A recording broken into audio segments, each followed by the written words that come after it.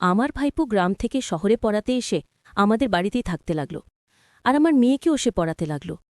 কিন্তু একটা কথা আমি কিছুতেই বুঝতে পারতাম না, আর সেটা হলো এই যে সে প্রত্যেকদিন বিকেলবেলা হলেই ঘরের দরজা বন্ধ করে দিত কেন? আর কি জানি বন্ধ ঘরের ভিতরে সে কি করত? একদিন আমি ওর ঘরে লুকিয়ে গেলাম, আর এরপর এটা দেখে আমার নিজের চোখকে আমি নিজেই বিশ্বাস করতে পারলাম না যে সে আমার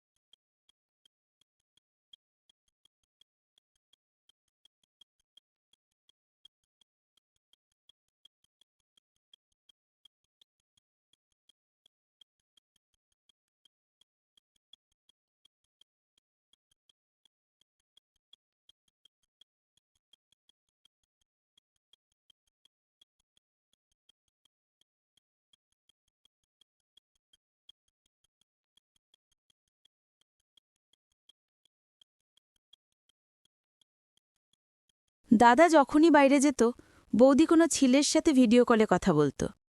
একদিন আমি বৌদির বাথরুমে ক্যামেরা লাগিয়ে রেখেছিলাম। তারপর যা রেকর্ড হয়েছিল তা দেখে আমি চিৎকার করে উঠলাম। মানুষ সব কিছু সহ্য করতে পারে, কিন্তু সম্পর্কের মধ্যে প্রতারণা সহ্য করতে পারে না। আমার সাথেও তাই হয়েছে। আমি ভণ্ডামিকে ঘৃণা করতাম। আমি আমার জীবনে দুজনের প্রেমে পড়েছিলাম এবং তাদের দুজনেরই এমন রূপ দেখেছিলাম যে আমি যেন আমার জ্ঞান হারিয়ে ফেলেছিলাম। কান্নায় আমার চোখ পাথর হয়ে গিয়েছিল, আমার মন ভেঙেছিল, আমার হৃদয় কাঁপছিল, আমার চোখ বন্ধা হয়ে গিয়েছিল। আমার চোখ থেকে এক ফোঁটাও জল ঝরত না। কাঁদতেও চাইনি, কারণ আমি যা দেখেছি তাতে সন্দেহের কোনো অবকাশ নেই। আমি নিজের চোখে যে জঘন্য খেলা দেখছিলাম তা নিয়ে আমি সিদ্ধান্ত নিয়েছিলাম। সিদ্ধান্ত নেওয়া কঠিন ছিল না। সেই দৃশ্য আজও চোখের সামনে ভেসে উঠতে থাকে। যেখান থেকে জীবনের শুরু হয়েছিল সেখান থেকেই ডায়েরির পাতা পাল্টে যেতে থাকে। এটা আমার বড় দাদার বিয়ে ছিল এবং আমি খুব খুশি ছিলাম। আমার মনের ইচ্ছা পূরণ হচ্ছিল, কারণ আমার বাড়িতে খুব সুন্দরী বৌদি আসছে। কাজল বৌদি দেখতে লাখে একজন ছিল, মোমের পুতুলের মতো। সত্যি কথা বলতে কি, আমি বৌদির প্রেমে পড়েছিলাম। আমিই আমার বৌদিকে পছন্দ করেছিলাম। আমার বন্ধুর বড় বোনের বিয়েতে তাকে আমি প্রথম দেখেছিলাম। সে তার বোনের বন্ধু ছিল। আমি আমার বন্ধুর বোনকে বৌদি সম্পর্কে জিজ্ঞাসা করলাম। তার কাছ থেকে তার বাড়ির ঠিকানা নিয়ে আমার একমাত্র ভাইয়ের আত্মীয়কে নিয়ে আমার মায়ের সাথে তার বাড়িতে পৌঁছে গেলাম। মনে মনে ঈশ্বরের কাছে প্রার্থনা করেছিলাম যেন এই সম্পর্কটি নিশ্চিত হোক। আমার ভাই খুব ভালো ছিল। আমাদের বাড়ির অবস্থা ওদের থেকে ভালো ছিল। সব কিছু ঠিকঠাক চলছিল এবং আজ রাতে কাজল বৌদি আমার ভাইয়ের ঘরে বসে, যে কিনা আমার বৌদি হয়ে দাঁড়িয়েছিল। আমি যত খুশি হয়েছিলাম ততই যেন কম। দাদার বিয়ের সব ইচ্ছে পূরণ করেছিলাম। আমার দাদা আজ খুব খুশি ছিল। এবং কেন, সেও খুশি হবে না? তার মনের ইচ্ছা পূরণ হলো। বৌদির ফটো দেখার সাথে সাথে দাদা আমাকে হ্যাঁ বলল, আর বলল, সুমন, তুমি তোমার উঠোনে চাঁদের টুকরো সাজানোর চেষ্টা করেছ। আমার বৌদি ছিল লাখে একজন, মোমের পুতুলের মতো। সত্যি কথা বলতে কি, আমি বৌদির প্রেমে পড়েছিলাম। আমি আমার বৌদিকে পছন্দ করেছিলাম। আমার বন্ধুর বড় বোনের বিয়েতে তাকে আমি প্রথম দেখেছিলাম। সে তার বোনের বন্ধু ছিল। আমি আমার বন্ধুর বোনকে বৌদির সম্পর্কে জিজ্ঞাসা করলাম। তার কাছ থেকে তার বাড়ির ঠিকানা নিয়ে আমার একমাত্র ভাইয়ের আত্মীয়কে নিয়ে আমার মায়ের সাথে তার বাড়িতে পৌঁছে গেলাম। মনে মনে ঈশ্বরের কাছে প্রার্থনা করেছিলাম যে এই সম্পর্কটি নিশ্চিত হোক। আমার ভাই খুব ভালো ছিল। আমাদের বাড়ির অবস্থা ওদের থেকে ভালো ছিল। সব কিছু ঠিকঠাক চলছিল এবং আজ রাতে কাজল বৌদি আমার ভাইয়ের ঘরে বসে, যে কিনা আমার বৌদি হয়ে দাঁড়িয়েছিল। আমি যত খুশি হয়েছিলাম ততই যেন কম। দাদার বিয়ের সব ইচ্ছে পূরণ করেছিলাম। আমার দাদা আজ খুব খুশি ছিল। এবং কেন, সেও খুশি হবে না? তার মনের ইচ্ছা পূরণ হলো। বৌদির ফটো দেখার সাথে সাথে দাদা আমাকে হ্যাঁ বলল, আর বলল, সুমন, তুমি তোমার উঠোনে চাঁদের টুকরো সাজানোর চেষ্টা করেছ। আমার বৌদি ছিল লাখে একজন। আমার ভাই দেখতে খুব একটা ভালো ছিল না এবং আমাদের 3 বোনের চেয়ে বড় ছিল। আমার বাবার মৃত্যুর পর দাদাই আমাদের দেখাশোনা করেছিলেন। আমার বড় দুই বোনের বিয়ে দেওয়ার ব্যাপারে তার বয়সও প্রায় 40 বছর হয়ে গিয়েছিল এবং আমার বৌদির বয়স ছিল 25 বছর। আমার বড় বোন আমার বৌদিকে তার ঘরে বসিয়ে তার বাড়ি চলে গেল। আমরা সবাই বিয়ের অনুষ্ঠানের জন্য ক্লান্ত ছিলাম বলেই ঘুমিয়ে পড়েছিলাম। আমি যখন জল খেতে বের হলাম তখন দাদাকে হল ঘরের সোফায় ঘুমাতে দেখে চমকে উঠলাম। দাদা হলের সোফায় কেন ঘুমাচ্ছিল? ভাবলাম দাদাকে জাগাই, কিন্তু তারপর ভাবলাম ভুল। আমি জল খেয়ে আমার ঘরে গেলাম, কিন্তু আমার চোখ থেকে ঘুম চলে গেল। রাতে তো দাদা খুব খুশি হয়ে নিজের ঘরে গেল, এবং এই সময় হলের সোফায়? এই জিনিসটা বুঝতে পারলাম না। তারপর আমি ভাবলাম হয়তো যা ভাবছি আমি সেটা সেরকম নয়। আমি মাথা নেড়ে ঘুমানোর চেষ্টা করলাম, কিন্তু আমি যখন সকাল 9টায় উঠে বাইরে আসি তখন আমার দাদা আমার মায়ের সাথে বসেছিল। তারা কি কথা বলছিল কি জানি। আমাকে দেখে তিনি চুপ হয়ে গেলেন। তার মুখে কষ্ট ছিল। রাতে আমার ভাইয়ের মুখে যে খুশি ছিল, এখন তার মুখটা আর সেটা নেই। মা আমাকে দেখে বলতে লাগলো, যাও সকালের খাবার বানাও। আমি রান্নাঘরে গেলে দাদা আর মা আবার কথা শুরু করে দিল। আমার সমস্ত মনোযোগ তাদের কথাই ছিল, কিন্তু তাদের কথা আমার কাছে পৌঁছাতে পারছিল না। সকাল 10টায় আমি টেবিলে জলখাবার রেখেছিলাম, আর সেই সময় কাজল বৌদিও রেডি হয়ে ঘর থেকে বেরিয়েছিল। তার চোখও ফুলে গেছে, যেন সারা রাত কেঁদেছেন। কিছুই বুঝতে পারছি না কেন চুপ করে আছে সে, বরং সবার সাথে তো তার খুশি হয়ে কথা বলা উচিত ছিল। বৌদি ঠিকমতো খাবার না খেয়ে নিজের ঘরে চলে গেল। রিসেপশনে বৌদির মুখটা আমি খেয়াল করেছিলাম। বৌদি একবারও হাসেনি সেদিন। মায়ের মন মেজাজও খারাপ মনে হচ্ছিল। মা বাড়ি ঢুকতেই দাদার ঘরে চলে গেল, যেখানে আগে থেকেই দাদা বৌদি বসেছিল। আমিও সেই ঘরে কান পেতে কথা শোনার চেষ্টা করছিলাম, যেখান থেকে কথার আওয়াজ আসছিল, কিন্তু বোঝা গেল না ব্যাপারটা কি। আধ ঘন্টা পর মা রেগে ঘর থেকে বেরিয়ে এলো। মা আমাকে ঘরের আশেপাশে হাঁটতে দেখে আমার উপর খুব রেগে গেল যে আমি কেন গোয়েন্দাগিরি করছি। মা বলতে শুরু করলো, করার চেষ্টা করছো, নিজের ঘরের ভেতরে যাও, আর খবরদার যদি কখনো এই ঘরের চারপাশে তোমায় দেখেছি। আমি আমার ঘরে ফিরে গেলাম। বিয়ে নিয়ে হইচই শেষ হয়ে গিয়েছিল, কিন্তু কাজল বৌদি আমার সাথে 5 মিনিটও কথা বলার দরকার পর্যন্ত মনে করেনি। সে তার ঘরেই বেশিরভাগ সময় কাটাতো, আর রাতেই ঘরের বাইরে বেরোতো। দাদা যখন বাড়ি আসতো সেও আমাদের সবার সাথে একসাথে খাবার খেত, কিন্তু সে কথা বলতো না। আর আমার দাদার বিয়ে হওয়ার পর থেকে আমার দাদা কথা বলতে আর হাসতে ভুলে গিয়েছিল। না জানি খাওয়ার সময়ও কি চিন্তায় দাদা মগ্ন থাকতেন। যখনই তার মনমরা মুখ দেখতাম খুব খারাপ লাগতো। খুব হাসি খুশি মুখ ছিল তার। আমাদের সাথে বৌদির একটাই সম্পর্ক ছিল যে সে দুবেলা খাবার রান্না করত। আমার বিবাহিত বোনেরা বাড়িতে এলেও বৌদি সরাসরি তাদের সাথে কথা বলতেন না। ব্যাপারটা এটাই ছিল না। একবার আমার চোখে যা দেখেছি আমি নিজের চোখকে বিশ্বাস করতে পারছিলাম না। একবার সন্ধ্যায় চা বানাচ্ছিলাম। আমি ভেবেছিলাম এটা আমি মায়ের জন্য আর নিজের জন্য তৈরি করছি। তারপর ভাবলাম বৌদির জন্য। সে হয়তো এই বাড়িতে মানিয়ে নিতে পারছে না, আমিই বরং তার সাথে বন্ধুত্ব করি। ওদের জন্য একটা ট্রেতে 2 কাপ চা, বিস্কিট আর স্ন্যাক্স রেখে বৌদির ঘরের বাইরে গিয়ে দাঁড়ালাম। দরজায় টোকা দেওয়ার আগেই বুঝলাম বৌদি কারোর সাথে কথা বলছে আর হাসছে। সে যেন ভালোবেসে কথা বলছে আর হাসছে। কথা শুনে আমার চোখ দিয়ে জল ঝরতে লাগলো। খুব আদর স্নেহে আমি বৌদিকে বিয়ে দিয়ে বাড়ি এনেছিলাম। আমি তো ভাবছিলাম সে নতুন পরিবেশে মানিয়ে নিতে পারছে না। হয়তো এটা আমার ভুল ছিল। ব্যাপারটা অন্য কিছু। যাই হোক না কেন, ব্যাপারটা খুবই লজ্জাজনক ছিল। আমি সেখান থেকেই ফিরে এলাম। চা রান্নাঘরে এনে রেখে দিলাম। আমার দাদার নীরবতার কারণ আমি বুঝতে পেরেছিলাম। আমার হৃদয় যেন ভেঙে গিয়েছিল। এখন আমার সুন্দরী আর মিষ্টি বৌদি বিষ মনে হচ্ছিল। এমন সৌন্দর্য কি কাজের, যা তার স্বামীর জন্যই যদি না হয়? আমি আমার দাদার দুঃখ আর নীরবতার কারণ হয়েছি। আমি আমার বৌদির সৌন্দর্য দাদাকে দেখালাম। সেই সৌন্দর্য ভাইয়ের সুখ কেড়ে নিল। ভাবলাম আমি নিজে এখন আমার বৌদির সাথে কথা বলবো। আমি আমার বৌদির সাথে কথা বলতে চাইলে সে রাগ করে বলতে থাকে, আমার অসহায়ত্ব ছিল শুধু আমার বাবার উপার্জন, নইলে তোমার দাদার মতো কাউকে আমি মুখ তুলেও দেখতেম না। যদি নিজের দাদার সাথে কখনো আমাকে তুলনা করো তাহলে তুমি বুঝতে পারবে যে সে কতটা কুৎসিত। বৌদির মুখ থেকে সব শুনে আমি তার ঘর থেকে বেরিয়ে এলাম। আমার দাদার হতাশার কারণ বৌদির এমন কথাও হতে পারে। আমি আমার দাদার সাথে চোখে চোখ পর্যন্ত রাখতে পারতাম না লজ্জায়। আমি আমার বৌদির সাথে আর কথা বলিনি। আর তখন থেকেই আমার বিয়ের কথা শুরু হয়েছিল। সম্বন্ধটা ভালোই ছিল, তাই দেরি না করে আমার মা বাবা সেটা মেনে নিলেন। কিন্তু বিয়েটা হবে 6 মাস পরে হবার কথা হলো। বিকাশ তখন ছোট ছেলে। আমার বাগদানের দিন আমার বৌদি খুব ভালোভাবে তৈরি হলো। পুরো পরিবারের সামনে তাকে খুব খুশি দেখাচ্ছিল। মনে হচ্ছিল যেন সে বাড়ির সমস্ত কাজ সামলেছে আর আমার দাদার সাথেও খুব ভালো আছে। এই মহিলার ব্যবহার সত্যি আশ্চর্যজনক ছিল। আমি বিকাশের সাথে বাগদান করেছিলাম। রাতে ঘুমানোর সময় একবার মনে হলো হলের মধ্যে কেউ কথা বলছে। আমি উঠে বসলাম। দরজাটা একটু খুলে দেখে অবাক হয়ে গেলাম। দেখলাম যে আমার বৌদি ভিডিও কলে কারোর সাথে মৃদু স্বরে কথা বলছে। হলে একটা বাল্ব জ্বলছিল আর সে হাসতে হাসতে কারোর সাথে কথা বলছিল। আমার বৌদি যেখানে সোফায় বসে আছে, আমি ঘর থেকে বেরোলেই ঠিক আমায় সে দেখতে পেত। আমি আমার কান বাইরে পেতে সেই সময় চুপচাপ শুনতে চাইছিলাম যে সে কার সাথে কথা বলছে। অন্য কণ্ঠটা ছিল এক যুবকের। আমার বৌদি আমার দাদাকে নিয়ে আর কি করছিল। সেদিন সে বলছিল, আমি আমার স্বামীর কি উদাহরণ দেব? আমি চাঁদ আর সে আমার সৌন্দর্যের কালো দাগ। আমি তাকে দেখে বিরক্ত হই, তাকে ঘৃণা করি। আমি এখনও আমাকে স্পর্শ করার অনুমতিই তাকে দিইনি। আমি জানতাম আমার দাদা সৌন্দর্যে কম, কিন্তু আজ পর্যন্ত আমি কোনো মেয়ের দিকে তাকে চোখ তুলে তাকাতে দেখিনি। এটা কেমন মেয়ে যে আমার দাদার সুন্দর মন সে দেখতে পায়নি? আমি আমার বন্ধুদের বলছিলাম আমার বৌদি খুব সুন্দর, কিন্তু চরিত্র কি হবে? স্বামী থাকতেও সে গোপনে অন্য ছেলের সাথে কথা বলে বেড়ায়।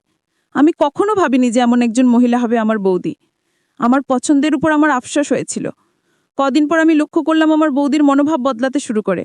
সে দাদার সাথেও ঠিকঠাক কথা বলছিল, মায়ের সাথেও ভালোভাবে কথা বলছিল, কিন্তু আমার দাদা একই ছিল। তার জিভ তাকে কিছু বলতে দিচ্ছিল না। আমার বিয়ের দিন যতই ঘনিয়ে আসছিল, আমার বৌদি সব কাজে নিজে থেকেই এগিয়ে এসে অংশগ্রহণ করছিল।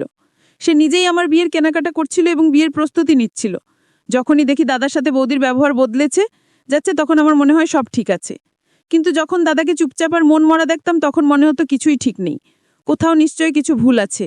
সেই সব টেনশনের মধ্যেই বিকাশের সাথে আমার বিয়ে হয় এবং আমি তার বাড়িতে চলে আসি। আমার শাশুড়ি শ্বশুর তার দাদার সাথে অন্য শহরে থাকতেন এবং আমার বিয়ের পরপরই তারা দাদার সাথে শহরে ফিরে যান। আমি আর বিকাশ একা থাকতাম। বিকাশ খুব ভালো মানুষ ছিল। বিয়ের কিছুদিন পর যাতে যে কাজল বৌদি দাদা আমার বাড়িতে চলে আসে। আমি অবাক হয়ে দেখলাম সে আমার সাথে এত আদর করে কথা বলছিল। সে বলতে লাগলো, তোমার চলে যাওয়ার পর আমাদের ঘরটা ফাঁকা হয়ে গেছে। তোমাকে ছাড়া আমার খুব মন খারাপ হচ্ছিল।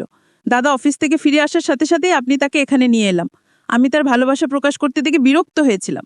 সে কেমন মশলা, আর আমি জানি না সে কেন ভালোবাসা প্রকাশ করছিল। দাদাও তাকে পাত্তা দিতেন না। হঠাৎ আমার চোখ পড়ল আমার বৌদির দিকে। সে অদ্ভুতভাবে তাকিয়েছিল বিকাশের দিকে। আমি অবাক হয়ে গেলাম আমার বৌদির চোখে দীপ্তি দেখে। তার মুখের হাসি দেখার মতো ছিল। বিকাশ দাদাকে জড়িয়ে ধরে বলছিল, সুমন বাড়িতে একা থাকে, যখনই তোমার মন চায় চলে আসবে। বিকাশের কথা শুনে কাজর বৌদি বলে, কেন নয়, আমি তো অবশ্যই আসব। আমার তো ননদকে ছাড়া একদম ভালো লাগে না। এসব শুনে আমি অবাক হয়ে গেলাম। বৌদির ভালোবাসা আমি প্রথম দেখছিলাম। দাদা বৌদিও আমাদের সাথে খাবার খেত। কিছুদিন পর যখন নাকি আমার বাবার বাড়িতে গেলাম, তখন আমার মা খুব অসুস্থ। আর এতটাই যে আমার মা পৃথিবী ছেড়ে চলে গেল, এই খবরটি আমার জন্য একটা বড় ধাক্কা ছিল। কাঁদতে কাঁদতে আমার অবস্থা খারাপ হয়ে